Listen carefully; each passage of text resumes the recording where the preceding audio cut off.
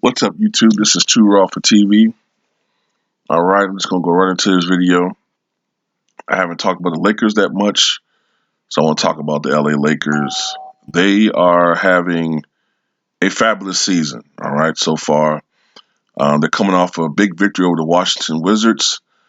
They are 17-2, and with that record, okay, they have the best record, and right now they're on pace to win 74 games, which would give them the best record in the history of the NBA. Of course, I don't think they're going to win 74 games. But it just goes to show you how well they're playing right now. They got the best record right now, I believe, since the 2008-2009 season. That Laker team went on to win 65 games and won the championship in the finals against the Orlando Magic.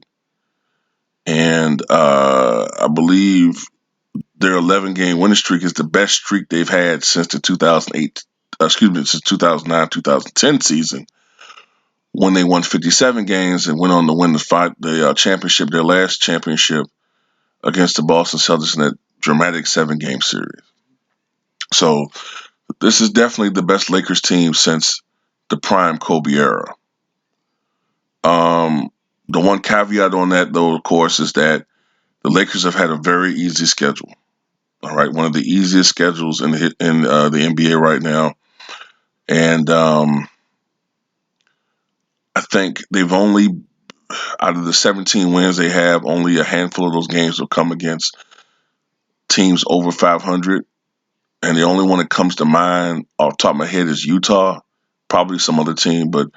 And the two losses they have came against the Clippers on opening night, and they lost against the Toronto Raptors. And both those teams, of course, have ties to Kawhi Leonard.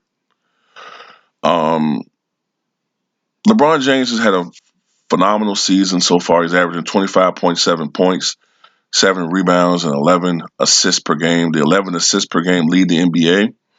If LeBron James leads the NBA in assists, that would be a considerable accomplishment on his part.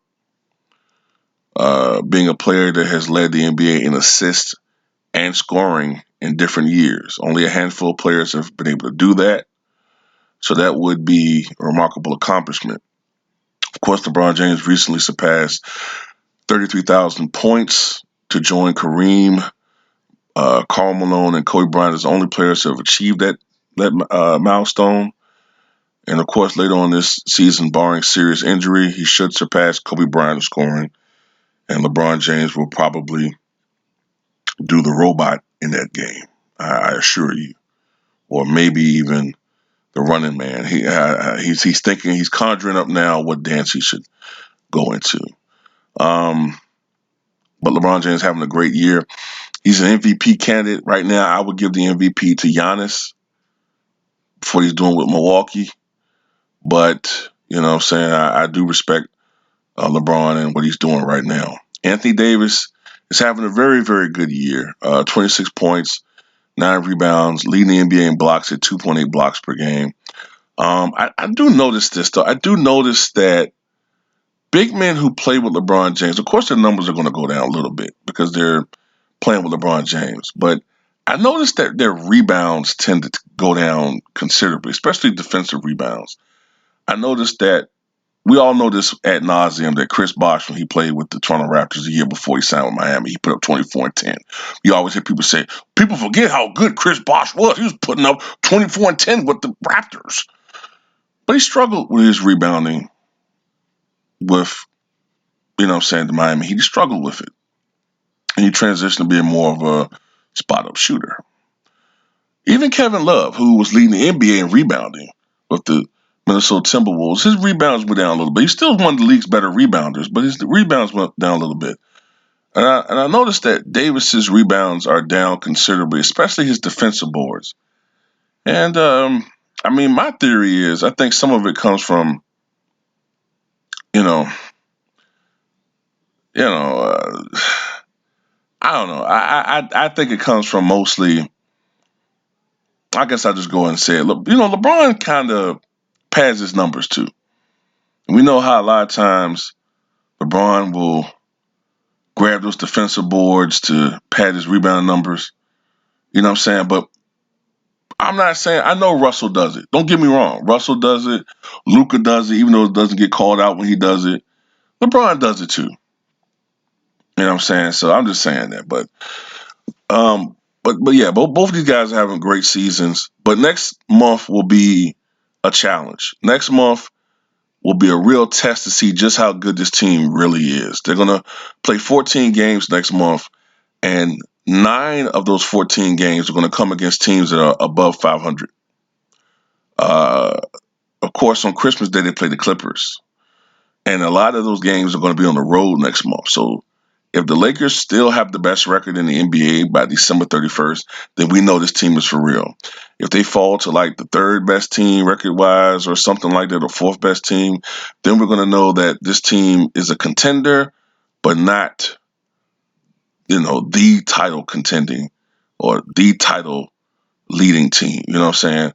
And even with the best record, we saw that last year, the Milwaukee Bucks. That's no guarantee of being able to even get to the finals.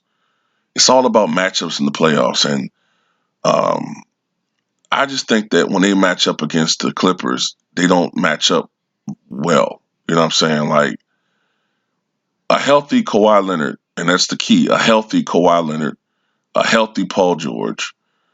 You know what I'm saying? They're a defensive nightmare. And I'll be honest with you too. I think Kawhi Leonard, at this point in his career, I know he hasn't been a superstar that long, but I'm starting to think that Kawhi might have that mentality that Jordan and some of those other guys, and I don't want to include Robert Ory with those dudes, but some of those dudes used to say shit like, the regular season was so boring to them. Like a lot of those dudes didn't really wake up into the playoffs. You know what I'm saying? And I do wonder if sometimes Kawhi is going through the motions with some of these games. And, the fourth quarter is a moment where, he's alert and it's like he wakes up out of the doldrums and you really see what Kawhi is capable of doing. I do wonder sometimes if he's like, I don't want to say sleepwalking. He's not sleepwalking through the regular season because he does have his issues with his knee, whether the media wants to acknowledge it or not, or his haters want to acknowledge it or not. But I do wonder, like on Christmas Day, will Kawhi drop 40 on the Lakers or some shit like that?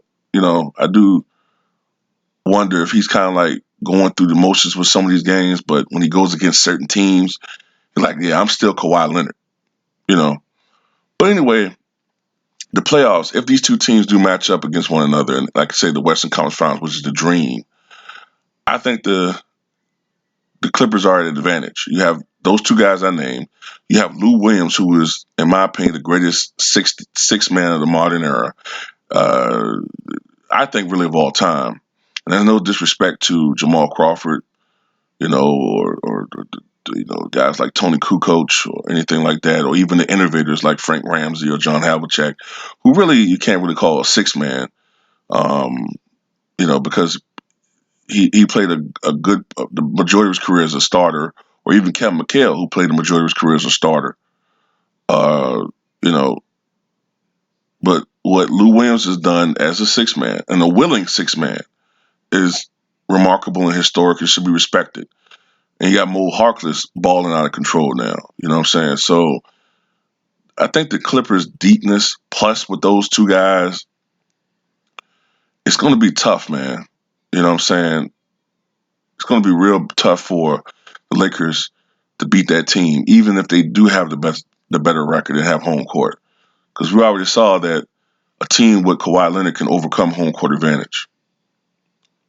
Um, I do also wonder about LeBron James at this stage of his career, playing probably the most demanding position in basketball. How his body's going to hold up? How is he going to hold up when it comes like March, April, May? You know what I'm saying? Like maybe even into June. We'll see. How is he holding up playing that position? We already saw him have an old man injury last year. Those non-contact injury with the groin tear. All right. So hopefully he doesn't have an injury like that, but you do wonder a guy at that age, how is he going to hold up? eventually. And Anthony Davis, we've already seen little injuries with him now. You know what I'm saying? How is he going to? And it seems like Davis always gets injured toward the latter half of the season. So you wonder how is he going to hold up come playoff time? Is the Lakers' lack of depth going to come back and haunt them? You know what I'm saying? The Lakers having bums on their teams like KCP and uh, Dudley. Like, how is this going to? Is this going to hurt them in the long run? Is the fact that the Lakers, you know what I'm saying, at times,